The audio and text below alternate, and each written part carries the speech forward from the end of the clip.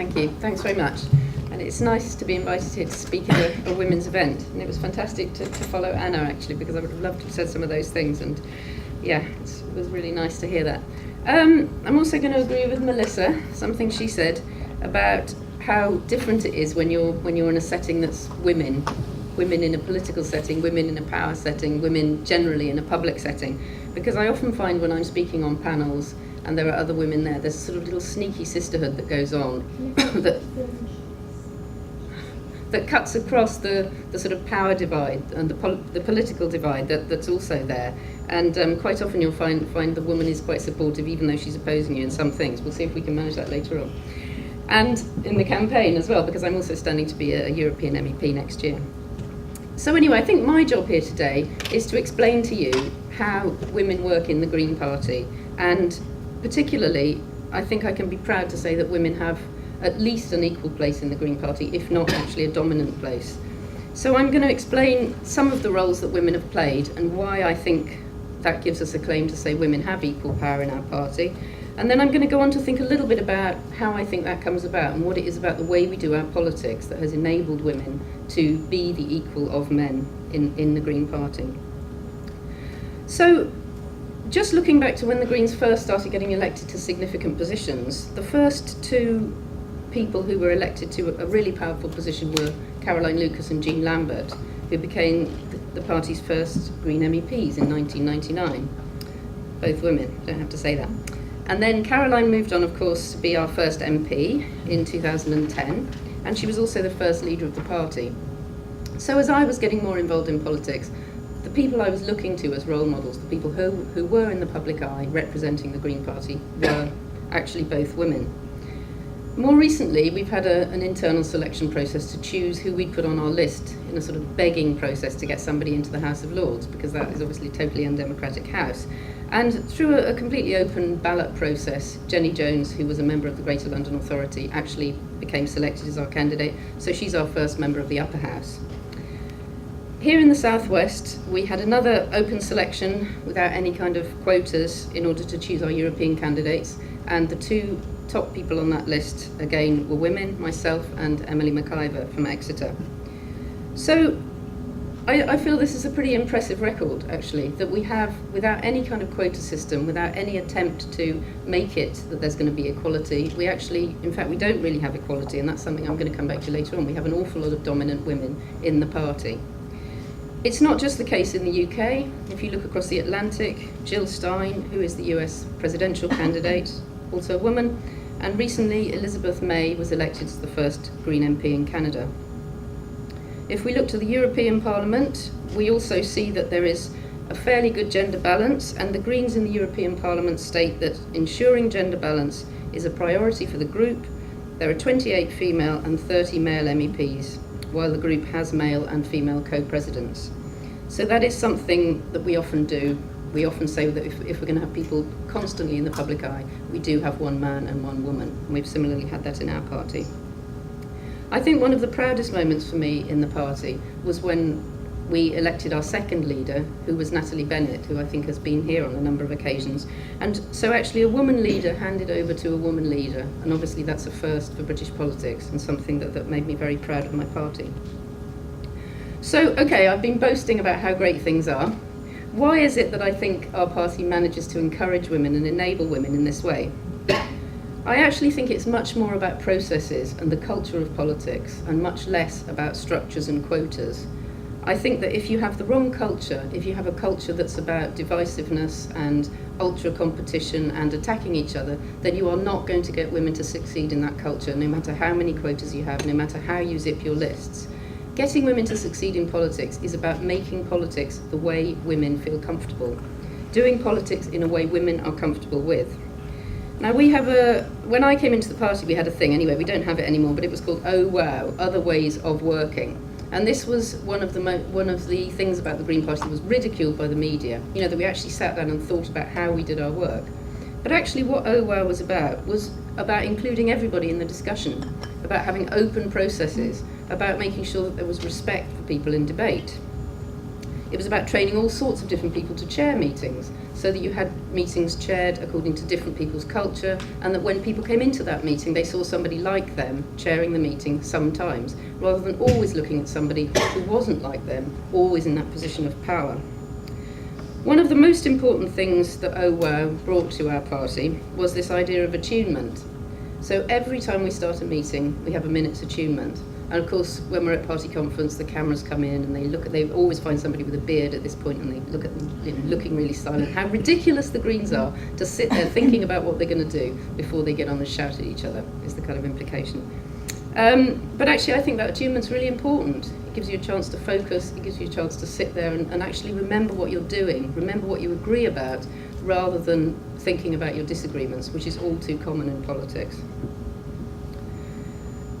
I think actually real democracy and genuine consensus would work well for women. But the truth is, in our country, we don't have either of those things. We have a broken democracy, and we have a kind of false consensus that was invented by Tony Blair, which basically means consensus is you agree with me. We have a sort of old boys network in our political system, and I think this is why people are so alienated from politics. If we had a politics that was open and allowed people to participate, we would stop losing that ultra criticism of politics that's out there. People would regain their faith in the system, and it would work for women. And that's really important, because a politics that would allow women to be involved would work better for everybody, I believe. The Fawcett Society, which Anna's already quoted, did an investigation into the alternative vote when we had the ballot on whether to change our electoral system. And they found that the first past the post system we have does not deliver for women. And I think part of the reason for this is what my colleagues here have touched on in terms of that selection process. It's always about being the person. It's a very competitive system. You've got to be the person that's selected inside your party, and then you've got to beat everybody else outside your party. Now, in the European election, we have a list. I have other people on the list. So does Melissa. There are other people supporting you there. If you can't make a meeting, they'll be able to be there. It just feels completely different. And I think that's part of the reason why First Past the Post has excluded women so seriously, that less than a quarter of our MPs are actually female. I also wanted to bounce on from what Anna was saying about direct action, because actually in the Green Party we have two objectives. The first objective is to make change towards a sustainable society, and the second objective is to be elected to achieve the first objective. So actually making the change is the most important thing. And we explicitly say that non-violent direct action is part of making that change. And very sadly, on my way down here, I had to drive through that bit of the, is it the M3 that goes through Twyford down, which was such a site of such famous protest. And I absolutely agree with you that that is a very empowering thing. And a lot of people who are Green politicians today grew up through the Green activist movement, and particularly through the roads protests of the 1980s. Okay, so a little bit about me. I think this is another female thing, actually, that we had quite a lot of personal stuff, which was lovely, and actually I didn't have anything, so I'm going to have to quickly shove that into my speech, because I think I'm learning successfully to be a man here and talk about the stuff rather than about me. I'm going to stray a little bit. So I studied politics at Oxford University, and I actually joined the Green Party in Oxford when I had my first son, who's now 27, so that tells you how long I've been in the party. Actually, my claim to fame is that I canvassed with Ralph, who was in a pushchair. Actually, I'm not sure whether I was very successful at the canvassing, because I had to keep stuffing chocolate into him to keep him quiet. And he was totally covered by the time we got to the last house in the ward, so I'm not sure I was creating an entirely favourable impression. But anyway, the ward I canvassed in was St Clement's ward, and the following year, Caroline Lucas actually won in that ward, and that was her first electoral success, and the rest is history. So, so I started my campaigning there. I have to say that actually being female has never held me back in the party, and there are ways in which it's actually quite a bonus, because we have, although we don't have rules about selection, quotas on selection, we have quite strong rules about women being heard in debate. So quite often when somebody's chairing a meeting, they'll say, oh, I haven't heard from a woman for one, I can always get to speak. So that's actually quite unfair, but quite helpful to me. So I don't think there's ever been a disadvantage in the party because I'm female, but I still think that we face different choices as women. And I think we face a different set of challenges in public life from those faced by men. I wasn't actually the primary caregiver for my first two children. Their father actually brought them up. So I think that's quite interesting. I think I was supported in some way. I wasn't supported politically, but I was supported in terms of not having to feel that I had 100% responsibility for domestic duties. But I still think women actually take a larger role in those duties, and that is something that, and I think that even if they're not doing that, they feel more guilty about not doing that and just being there in public life rather than doing the domestic support. My mother's had all sorts of health problems recently, and she's been in hospital for nearly 6 months now. But she's giving me all sorts of support from hospital, actually. She's a big inspiration to me politically, and she taught me 2 things: never tell a lie, never cross a picket line. So those are my 2 political mantras, basically. But anyway, she texted me really excitedly recently to say, Tessa Giles' mum is in the next door bed. So, it's like, Take the wheels off. Tessa Giles still going to hospital to visit her mum, in spite of being a busy politician and so on. So I do think women have a different attitude to carrying on with those caring responsibilities. And I also think it's more difficult for women to actually be the person, to be the candidate. I mean, we've heard from both of you, you did something else in politics before you actually became the candidate. Yeah. And I'm a bit similar. Absolutely. You're frustrated by people not performing. And so you think, I could do that better. And then you think, maybe I'll have to then. Whereas I think with a man, it'd be much likely that they'd see themselves being the person right from the start. And I think all of us here today, we're not particularly enjoying being in the limelight. It's something I've made myself do because I want to be the politician. Whereas again, I feel there may be a bit of a gender difference there. Anyway, this is something we can talk about in the debate. So lastly, just to move on to my final point, that's about what it's like being in a party where most of the top positions are actually held by women.